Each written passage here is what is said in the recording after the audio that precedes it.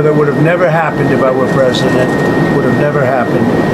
But we're making progress, but I can't tell you. You suffered a couple of court losses, Mr. President, and J.D. Vance said judges aren't allowed to control the executive power. What's your take on that? But we're going to see what happens. We have a long way to go, and we're talking about fraud, waste, abuse, and when a president can't look for fraud and waste and abuse, we don't have a country anymore. So we're very disappointed with the judges that would make such a ruling. But we have a long way to go. We have to look, we have to find all of the fraud that's going on. We have tremendous fraud, tremendous waste, and tremendous abuse, and theft, by the way. And the day you're not allowed to look for theft and fraud, etc., then we don't have much of a country. So no judge should frankly be allowed to make that kind of a decision. It's a disgrace. Mr. President, Gulf of America, Canada, Greenland, Gaza, all these are very muscular foreign policy. How does this align with America First? Because it makes us bigger, stronger, and better, and more protective. We need Greenland because of national security, international security, world peace. And we'll have to do that. Canada, we'll see what happens with Canada, but the people of Canada would be paying less than half of the tax. If you look at the tax, they're going to be paying less than half the tax. They don't pay very much for military, and the reason they don't pay much is they assume that we're going to protect them. That's not an assumption they can make, because why are we protecting another country? Now, I love the people of Canada. We have a great relationship. But if they became our 51st state, it would be the greatest thing they could ever do. It would be unbelievable. It would be a cherished state. And think of how beautiful that country would be without that artificial line running right through it. Somebody drew it many years ago with a ruler, just a line. You look at how beautiful that is, wow, it would be very exciting. But if you look at Canada, it would be cherished as a 51st state. They don't pay their share of military in NATO. They pay very little for military. They're not protected at all. And the reason is they think we're going to protect them. The other thing is we subsidize them to the tune of about $200 billion a year. If we stop doing that, if we stop allowing them to make cars through tariffs and other things, cars, trucks, etc., what they make, they're not viable as a country. So would you agree that it's a more aggressive foreign policy than your first term? And why is that? It's more aggressive. It's better. Why? Because I think I've had a lot of experience. And in my first term, I was fighting everybody because they were very aggressive toward me. I always said survival and taking care of the country, not necessarily in that order. But I had to take care of the country, but I had a bunch of lunatics like Pelosi and all of these people. They fought me, and we won. And I had a lot of other things that were going on there. This time it's much more, they've lost their confidence. I think they've lost the respect of the American people with, men participating in women's sports, with open borders, with transgender for everybody, for all the things that they're doing is so bad. When you allow people to empty their jails into your country with prisoners, killers, their mental institutions and insane asylums into our country, this is what they're doing. When you allow gang members from Venezuela, but many other countries coming into our country, we're getting them all out now. They've lost their credibility, but they've also lost their confidence. So I have more time to do what I want to do. So we're making our country larger. We're making our country stronger.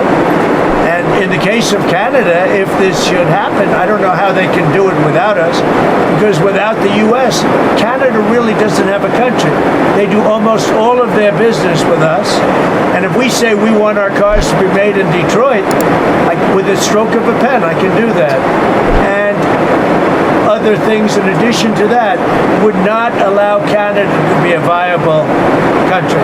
Mr. President, you said you didn't want to honor first responders today, but you pardoned hundreds of people who assaulted first responders. Why did you do that? Who? You were going to meet with first responders today, but you pardoned people who assaulted first responders. I pardoned people that were assaulted themselves. They were assaulted by our government. I pardoned J6 people who were assaulted by our government. That's who assaulted, and they were treated unfairly. There's never been a group of people in this country, outside of maybe one instance that I can think of, but I won't get into it, that were treated more horribly than the people of J6. So, no, I didn't assault. They didn't assault. They were assaulted, and what I did was a great thing for humanity. They were treated very, very unfairly. There's never been an incident like this. On tariffs, sir, on tariffs. Two more policy questions. On Putin again, you realize if you don't clarify that, everyone's going to assume you're talking to President Putin regularly. Are you? So is it? It makes sense. Well, I don't want to talk about it. And if we are talking, I don't want to tell you about the conversation. It's too early. But I do believe we're making progress. We want to stop the Ukraine-Russia war. And I want to stop it just because I hate to see all these young people being killed. The soldiers are being killed by the hundreds of thousands. So you're starting to put together a plan for like a peace formula or for some sort of resolution? We're talking to both sides. Okay. And then on Japan, are you okay with having a foreign country having a controlling interest in a U.S. steel company? Well, let's look at this. When I came here, they were going to buy it, and Biden was going to approve it. All of a sudden, Biden didn't because he heard I wasn't going to. I don't want U.S. steel being owned by a foreign country. Interest is okay? They can have they don't have a controlling. They have an investment. All they're going to have is an investment. Will it be a joint venture? I don't mind an investment in a company, but especially U.S. Steel. U.S. Steel for 15 years was the greatest company in the world, the greatest #1 company in the world, and I'm not going to let another country buy. We had a great meeting on that, but they are allowed to invest in it, and that's different. Mr. President, on tariffs, sir, you talked about reciprocal tariffs coming in this week. Can you tell us a little bit more about that? And are you announcing a plan for it this week, or will I'll be tariffs announcing. themselves kick in this week? I'll be announcing probably Tuesday or Wednesday at a news conference reciprocal tariffs, and very simply, it's if they charge us, we charge them. That's all. When is it going to affect, sir? Almost immediately, but I'll be announcing the details of it, highly detailed, and it'll be great for everybody, including the other countries. But if they are charging us 130% and we're charging them nothing, it's not going to stay that way. This is on every country? Every country will be reciprocal this way. Every President, can you confirm that It won't affect everybody because there's somewhere we have similar tariffs. But the ones that are taking advantage of the United States, we're going to have it's reciprocity, it's reciprocal. We're going to have a reciprocal tariff. But we'll have a news conference Tuesday or Wednesday. And just on the steel question, just so I understand We'll you also be correctly, announcing steel tariffs on Monday. on this tomorrow, Monday, yeah, tomorrow. what countries will those go on? Everybody, steel. Including Canada and Mexico? Yeah, That exempt? any steel coming into the United States is going to have a 25% tariff. What about aluminum, sir? Aluminum too. 10%? No, 25%. 25 for aluminum. 25 for both. And on steel, sir, are you ruling out then Nippon Steel having a 51% stake or higher? They won't have a majority stake. Nobody can have a majority stake for U.S. Steel. They can for other companies, but not for U.S. Steel. I think you agree with that, Doug. U.S. Steel was one of our great companies, and through a lot of stupidity and bad government and also bad management of the company, it lost that luster. But it's going to gain it back, and tariffs are going to help. Tariffs are going to make it very successful again. And I think it has good management now. Yeah. Sorry, may I ask one, please? Can you tell me, can you confirm that you'll be meeting with MBS and Sisi of Egypt soon? Will that be at the White House, or? Well, I'll be meeting with all of them numerous times, by the way, but I'll be meeting with all of them. And yeah, I think that it's a big mistake to allow people, the Palestinians or the people living in Gaza, to go back yet another time. And we don't want Hamas going back. And think of it as a big real estate site. And the United States is going to own it and will slowly, very slowly, we're in no rush, develop it. We're going to bring stability to the Middle East, to a totally war-torn part of the Middle East. A part of the Middle East that has caused tremendous problem, the Gaza Strip. And we'll own it. It's totally demolished right now. It's a demolition site.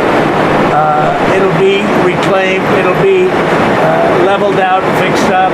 There won't be anybody there. Hamas won't be there. We'll be building through other of the very rich countries in the Middle East.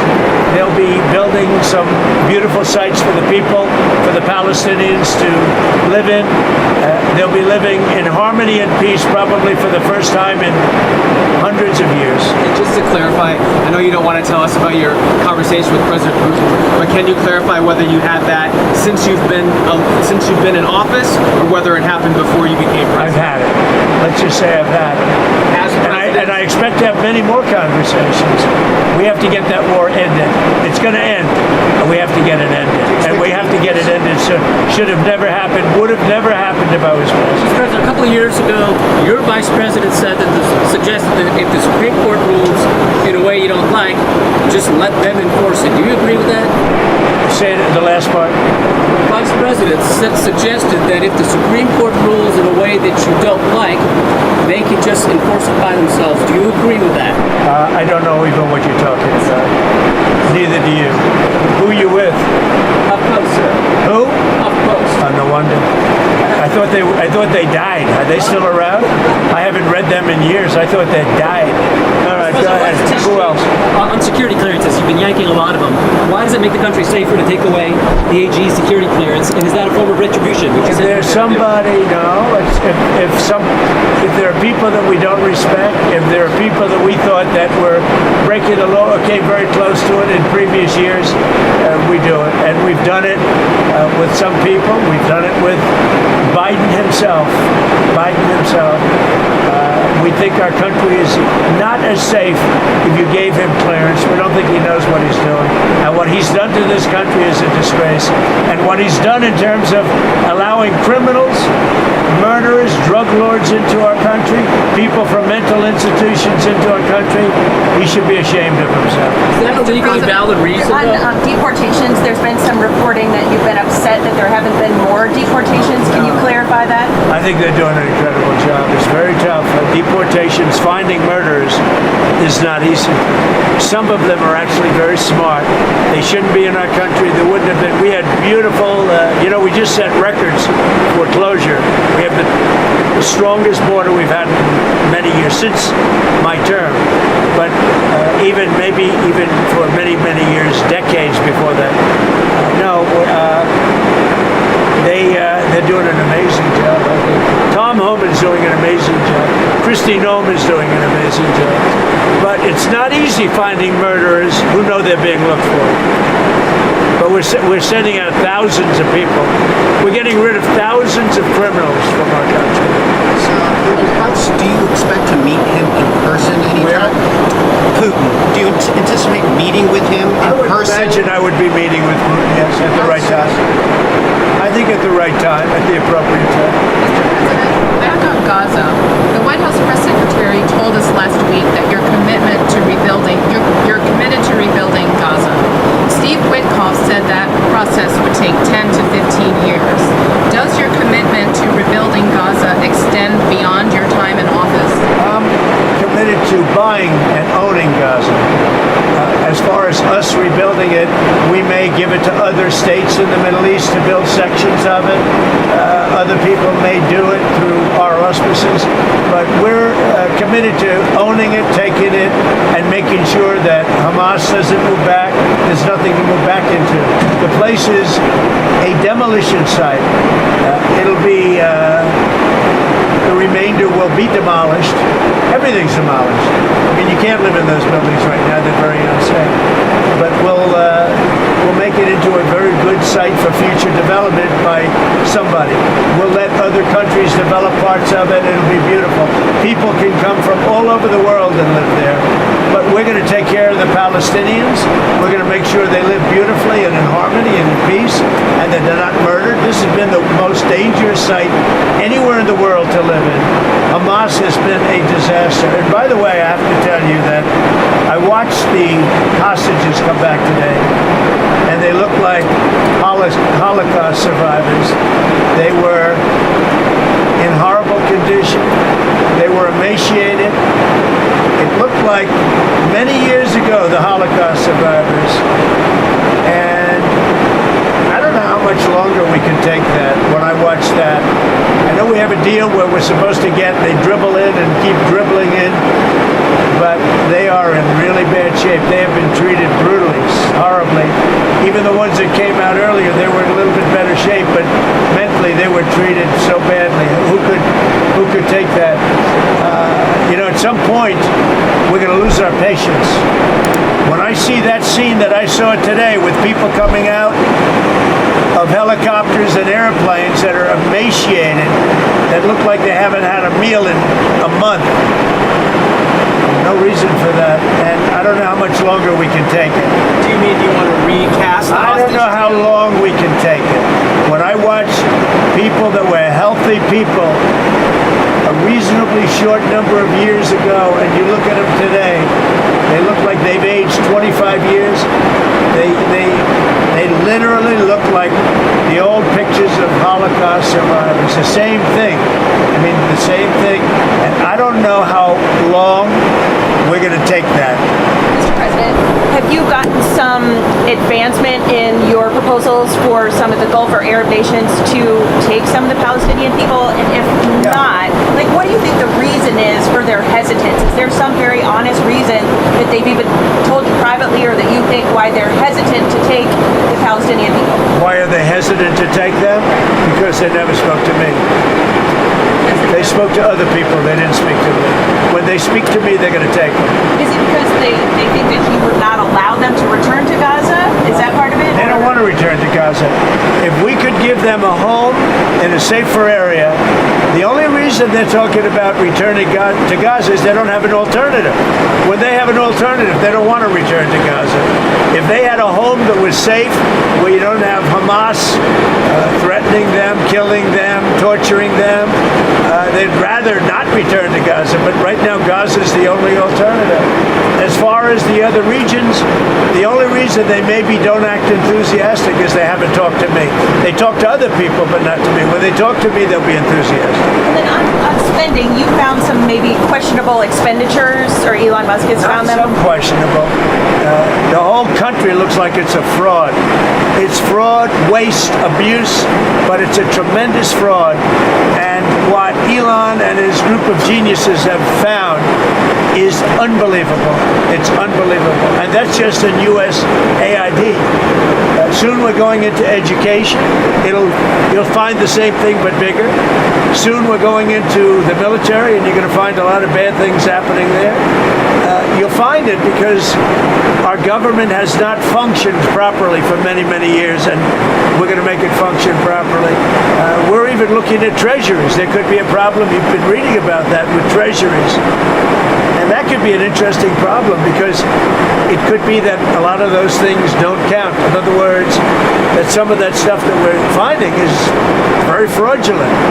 Therefore, maybe we have less debt than we thought of. Think of that. So a lot of things are happening, but Elon's doing an excellent job. We started with 12 guys with high IQs, and now we have 100 guys with very high IQs. Do you think Congress has failed to do their oversight, or do you think your first administration, some of your cabinet agencies failed to do? Everybody failed. I think everybody failed. You just put out why does Elon's financial disclosure remain secret? Because nobody's looking at that. We're looking at all the corruption that's taken place. I mean, his financial disclosure is largely the number of shares that he's got in very public companies, and that's not secret at all. If you read that, you'll see a lot. I mean, he talks about his whole thing. I read one where it really gave a very good history of him, but basically it's the number of shares times a certain stock price. So why is that not public? It is public. All you have to do is read it. So on USAID, sir, what is kind of like the message to countries that depend on humanitarian aid distributed through USAID? What is your message to those countries, sir? The ones that have been, the few that have been legitimate in terms of getting legitimate money, will probably put it through the State Department. It'll be handled by Marco Rubio, highly respected man, Secretary of State. There's no reason for USAID, when you look at the politicians that have been in there sucking the blood out of it, when you look at all of the fake deals. I mean, look, all you have to do is get a list of all of the things you can see by the heading. It's fake, it's fraudulent, it's probably kickbacks, where they send the money and then it gets kicked back to the person that sent it. So the ones that are good, and there are not many of them, but the ones that are good, and there are some, will probably have that be handled by Marco Rubio in the State Department. Will they take on some of the USAID workers, or what? They could, if they like. Mr. President, Will it still be called USAID, Mr. President, or will it not? I don't know that it's going to exist. Why would you need it? The State Department can take care of it. Do you think the amount of spending on foreign aid will decrease also? Just the number of employees? It should decrease. Yeah. I hope it decreases. Yeah, by how much? When we have $36 trillion in debt, and we're taking care of countries that are very rich and sending aid to countries in some cases that are rich, in some cases they're not rich. But no, it should very much decrease. Mr. President, But it won't be the scams that you've seen. Another clip that NIH put out a memo on Friday night. It's going to cut $4 billion from the percentage that they pay to universities and public colleges and all those states, not foreign countries. $4 billion. Is that okay to take off the top? Sure. It could be okay. I mean, you have to look at the universities. Some are legit. You could also say, why are we giving money to Harvard when it's got a $50 billion endowment? $50 billion. And yet they don't use that endowment to help their students. This is for research like biomedical research and whatnot. That's fine. Look, we want to take care of research. We want to do a lot of things. But when you look at the USAID and you look at all the things and all the scams that was with, I don't have to go through it now, but I'll get you a little list, and you'll see one after another. There were very few legitimate. It was the opposite. Usually you find something wrong, like 1 out of 100, but this is the opposite. Here, almost everything was wrong. You find very few that were good. But there were some that were good. That'll be handled by the State Department, I assume. That's not final yet, but I think the best would be Marco Rubio at the State Department. One or two more. Is the DoD spending too much on launch services? Is the Pentagon spending too much for launch services to space? I think space is going to be a very important element. You know, I'm the one that came up with Space Force. I'm very proud of it. Biden tried to get out of it, and he was really rebuked by the military. I think space is going to be one of the most important things we do. It's going to be all about space, especially defense. So space is very important. Mr. President, would you accept Palestinian refugees into the United States since you're looking to other countries to I'd have accept to them look. also? I think it's a very far distance for them to travel, but I'd have to look at individual cases. But I do think that coming into the United States, we've taken a lot of people, but coming into the United States, it's a long way for them to travel. They're far away from their families and their friends and everything else. I think they'd be very happy staying in the general area with in a place that was safe, where they could be safe and lead a good life. They don't want to go back to Gaza. As I said, I've said it a lot. They only go back because they have no alternative. They don't want to go back to Gaza. So we'll see. We hope that we'll be helped by Egypt. We hope that we'll be helped by Jordan. We hope that we'll be helped by other countries. We hope that some of the, like Saudi Arabia and others, can spend some money on it. They have tremendous amounts of money. They'll spend some money on making people comfortable and safe. One question about the Super Bowl. You're going to the game. One of the big things that you've done so far in office is cracking down on DEI. I saw that the NFL commissioner said, I think this week, that they're happy with their diversity program. What's your take on that? Would you like to see any changes there? I don't know what the diversity program is. To be honest, I know Roger very well. I'd have to look at what he said he's happy with. He was happy also with the flag and a lot of other things that didn't work out too well. We'll have to see what he was happy with. But right now, that's you know what the law is. The law is the law, and it changed, and it's been backed up by the U.S. Supreme Court. But we'll see. There are a lot of interesting things going on right now. I'll tell you what. There's a light over the United States. People are happy. They're more confident. The approval ratings for this country have gone through the sky, more than at any time we've had approval ratings, that there's never been anything like it. We've never seen 49 points up. 49 points up. And I think there's a light actually long beyond this country, all over the world. I've been called by other leaders. They said, sir, there's a light over our country right now. There's a light over the world. We got rid of a horrible terrible and a totally inept administration, an administration where the president wouldn't even go and do a Super Bowl interview. For 4 years, I mean, he didn't do a Super Bowl interview. I did. You'll see it in about 1 or 2 hours. What is your analysis of the football game? Opinion, sir, on whether the referees have been throwing the games to the Chiefs all season? I don't believe that. Why is do your you want to analysis be of the chairman game? of What do the you Kennedy tend to watch Center for? Well, I Board? think you're going to have a great game. It's 2 great teams. I don't know. Who knows who's going to win? You have great players, though. You have really superstars playing on both teams. So I think it's going to be a great game. Why do you want to be chairman of the Kennedy Center Board? Because I want to make sure it runs properly. We don't need woke at the Kennedy Center. We don't need some of the shows were terrible. They're a disgrace that they were even put on. So I'll be there until such time as it gets to be running right. And Have you seen any shows there? How do you know they're I terrible? didn't go. No, I got reports they were so bad. I didn't want to go. There was nothing I wanted to see. Thank you very much, everybody. Yes, about Modi, sir. About Modi, you're going to vote. I look forward to it.